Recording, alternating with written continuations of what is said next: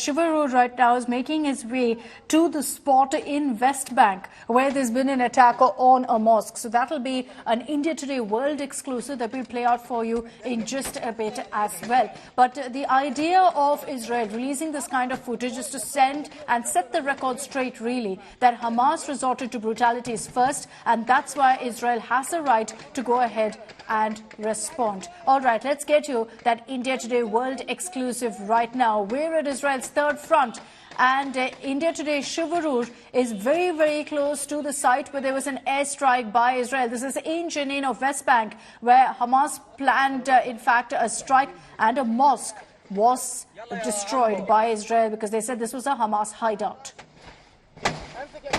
I'm standing here on the threshold of Jenin. It's a city in the West Bank. The roadside behind you tells you which direction it is, and that is the West Bank. We're the first Indian crew right here at the doorstep of Jenin, which we're going to try and get into. But I want to tell you a little bit more about Jenin at this point of time. This is a place that has been struck by an airstrike just a couple of days ago for only the second time in over 2 decades. Now, the West Bank, much of which is under Israeli administration, has pockets under the Palestinian Authority.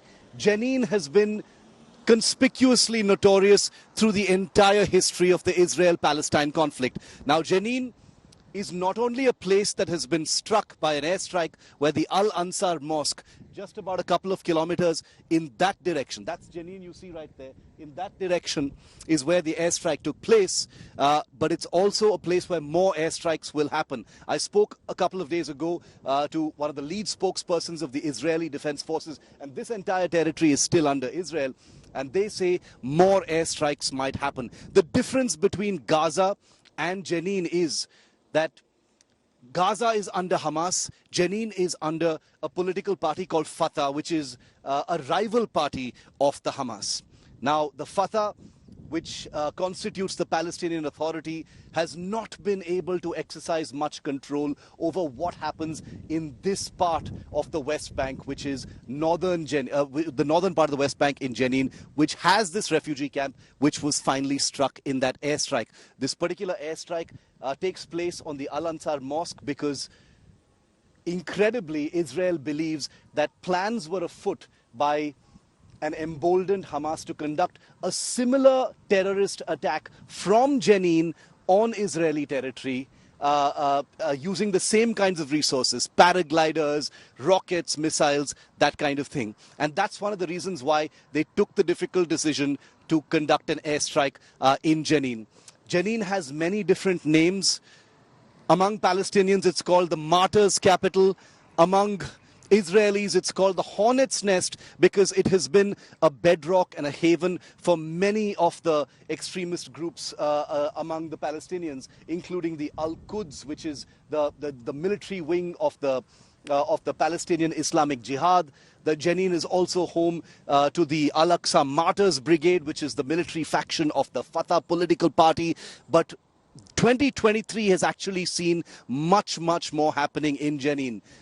It's a place where the Israeli Defense Forces don't like to venture in because it's very much like Gaza. It's a heavily populated area. As you can see, even from this distance, Jenin is a pretty crowded area. Somewhere right above that hill is the refugee camp as well, and it's a difficult place to administer. And that's the reason why the Israel Defense Forces have very rarely gone inside Jenin. But earlier this year, we did see some fighting taking place where there were a lot of casualties. Last year, an Al Jazeera journalist was famously shot dead in what became a global controversy as well. So Jenin continues to be a hot spot. It's over 70 years old. It's one of the first refugee camps that came up, but it continues to be a hot spot as far as terror against Israel is concerned. In Jenin, in the West Bank, Shivarur for India Today.